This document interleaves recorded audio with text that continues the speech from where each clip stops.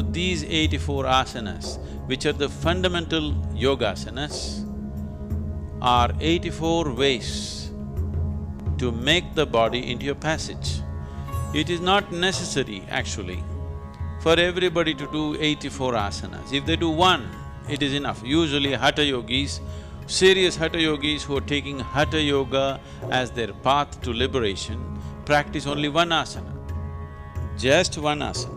It is difficult for a thinking mind to understand why would somebody spend his whole life trying to sit in a particular way. But if you learn to sit right, if you just learn to hold your body right, everything that you need to know in this universe you can know. Because this is known as āsana siddhi.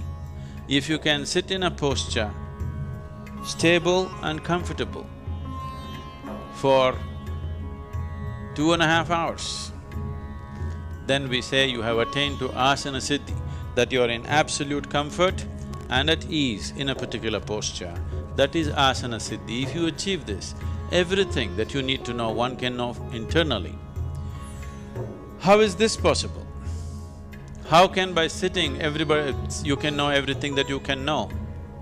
If you have a television at home, television is just a box with a little bit of electronics in it. But it becomes a world by itself.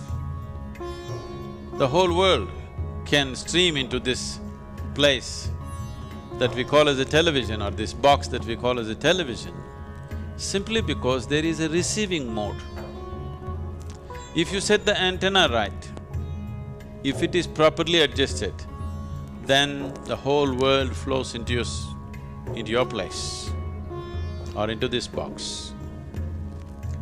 If it is not set right, same instrument, it has everything but can't do anything. This is how human being is. A human being is, an individual human being is who he is only because of what he perceives. Only because of what he or she perceives, an individual human being becomes whoever they are.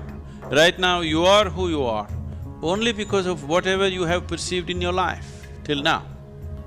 And you will be who you will be only because of what you will perceive in future. Whatever you perceive is what makes you whatever you are today. So, the whole system of yoga is only interested in enhancing perception. So if you hold the posture right, if your alignment is right, and if it matches with the cosmic alignment in some way, 84 alignments, if one gets into these 84 postures or even masters a single posture and approaches the remaining 83 through that, then everything that has happened in the creation till this moment, one can know, because the memory of that is right here within your system. In a… let us say in a codified way, it can be activated and ignited if it touches another dimension outside of yourself. So asanas are powerful means, yogasanas are powerful means to connect. I do not want you to forget what yoga means. Yoga means union. Union means two have become one. Two is just this, there are only two in the existence, you and the rest of the existence. In the rest of the existence, you may identify this one, that one, that one, but essentially there are only two, you and the rest of the existence, because there are only two dimensions of experience within you. You do not know what is up and down in this cosmos. You do not know what is forward and backward in this cosmos. You do not know anything. These are all things that we have made up for convenience. The only experiential reality is, there is something called outward and there is something called inward. So these are the two dimensions of experience, inner and outer. So yoga means to bring a union between these, inner and outer, you and the rest, you and the other. When there is no you and the other, there is just you and you. That is yoga. So asanas are a physical manifestation of approaching this. a physical form of approaching this ultimate union, because physical body is the easiest thing to work with. If you try to do something with your mind, it will play too many tricks. At least with the body, you know whether it's doing it right or not doing it right, whether it's cooperating or not cooperating. A mind, if you push it too hard, it will play all kinds of tricks with you. It will make you believe all kinds of things and dump you the next day. But body is not like that. It is a reliable factor.